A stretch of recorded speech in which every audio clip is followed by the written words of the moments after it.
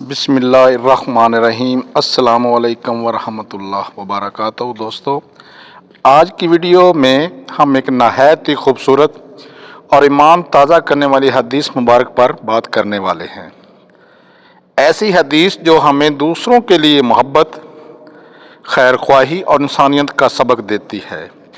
अगर हम इस हदीस पर अमल कर लें तो ना सिर्फ हमारा ईमान मजबूत होता है बल्कि हमारा मुआशरा भी अमन और मोहब्बत से भर जाता है। तो आइए आज की इस प्यारी हदीस को समझते हैं। नबी करीम सल्लल्लाहु अलैहि वसल्लम ने फरमाया, तुम में से कोई उस वक्त तक कामिल मोमिन नहीं हो सकता जब तक कि वो अपने भाई के लिए वही चीज़ पसंद ना करे जो वो अपने लिए पसंद करता है।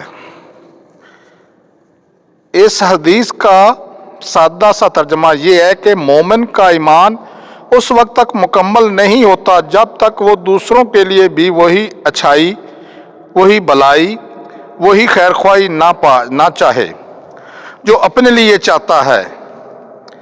ये हदीस मुबारका हमें एक अजीम अखलाकी असूल सिखाती है और वो है इंसानियत, मोहब्बत और खैरख्वाही।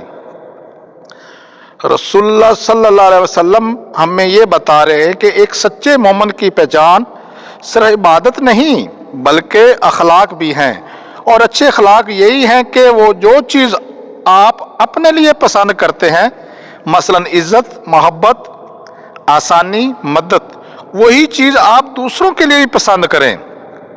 जैसे आप चाहते हैं कि कोई आपसे नरमी से बात करे, वैसे ही आप दूसरों से बात करें। जैसे आप चाहते हैं कि लोग आपका भला चाहें, वैसे ही आप उनका भला चाहें। जैसे आप नहीं चाहते कोई आपको कोई नुकसान पहुंचाए, वैसे ही आप भी किसी को तकलीफ ना दें।